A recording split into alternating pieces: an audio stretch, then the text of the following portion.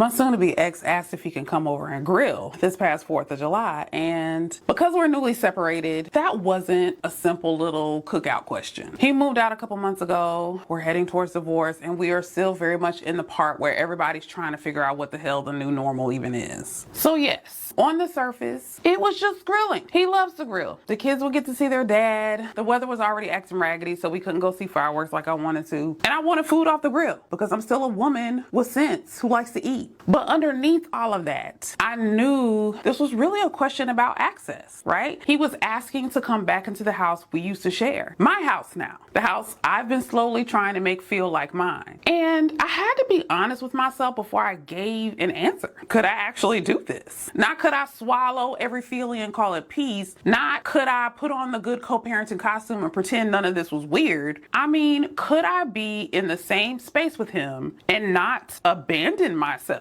Because let me tell you, the old me would have said yes and immediately gone to work. What time are you coming? What do you need? Should I go to the store? Do the kids know? Is everybody comfortable? How do I make sure he feels welcome but not too welcome? And I'm sorry, but that is not a cookout. That is a job. And I have worked that shift before. So this time I paused. I asked him what he had in mind. What time? What food? What are you bringing? Because if you're asking to come over and grill, I'm not automatically turning into the operations manager of your hamburger vision. And honestly, that was growth for me. Not the dramatic kind of growth, no swelling music, no camera panning to the sky, just a woman asking a very basic follow-up question instead of quietly picking up a whole responsibility nobody handed her. That kind of healing doesn't get enough credit because sometimes the boundary isn't a speech. Sometimes the boundary is letting another adult carry the logistics of their own idea. Novel idea, isn't it? So when he came over, I'm gonna tell you, it was awkward as hell. I ain't even gonna lie. Of course it was though, right? This is a man I built a life with, standing in a house that used to be ours, now moving through it like a guest. And I could feel myself wanting to make it easier. That part was familiar. I wanted to soften the room, fill the silence, make a little comment, create some warmth, smooth out the weirdness before I had a chance to sit down and unpack. That's been one of my old roles. I was usually the emotional thermostat. I could feel the temperature of the room shift and immediately start adjusting myself. Too much silence? I'll feel it. Somebody's uncomfortable? I'll soften it. The kid's not engaging enough? I'll bridge it. He seems unsure?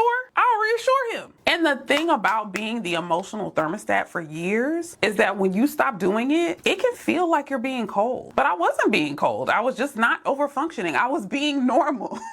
Those aren't the same thing. So I practiced letting the room be a little awkward. If he asked where something was, I told him. If he thanked me, I said no problem. And then guess what? I stopped talking. That part right there was a whole exercise for me, y'all, because old me would have added a gift basket to that no problem. I would have said, of course, you don't have to thank me. It's totally fine. You're always welcome. Even if you're always welcome wasn't actually the full truth. The truth was, this was not automatic access anymore. He asked, I allowed it, and I didn't need to make that less uncomfortable for him. That was new. There were familiar moments too. At one point, there was like a joke with the kids and we laughed. A little piece of old history passed through the room, and I noticed that too, because when you're trying to move forward, familiar moments can scare you. You laugh at an old joke and suddenly you're like, wait, am I backsliding? Is this a trap? Do I need to sage the patio?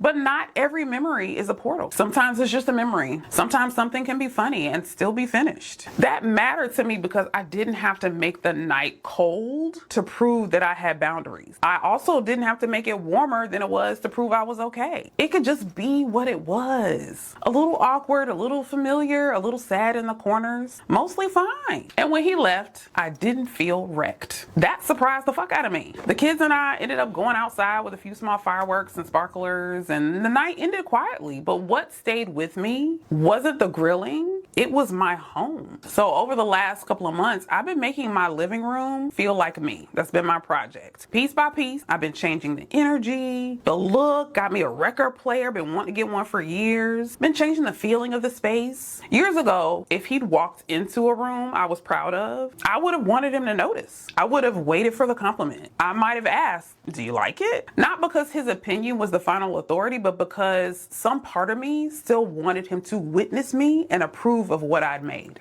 This time, I really didn't need that. And I'm not saying that in a bitter way. I'm talking about in a free way. I loved my home before he walked in it. I loved it while he was there. I loved it after he left. His noticing was not required. And that might have been the biggest shift of the whole damn day. I let him into the space, but I didn't make him the audience. I let him come over, but I didn't give him emotional ownership. I was kind, but I didn't start caretaking. I was warm, but I wasn't wide open. That's the part I keep thinking about, because a lot of women know what it feels like to turn themselves into the bridge, the one who connects everybody, the one who keeps things smooth, the one who makes the room feel okay, the one who calls it love, because that sounds better than saying I'm fucking exhausted from managing everybody's emotions. And sometimes even after the relationship changes, that old role is still sitting there waiting for you, like, hey girl, you coming?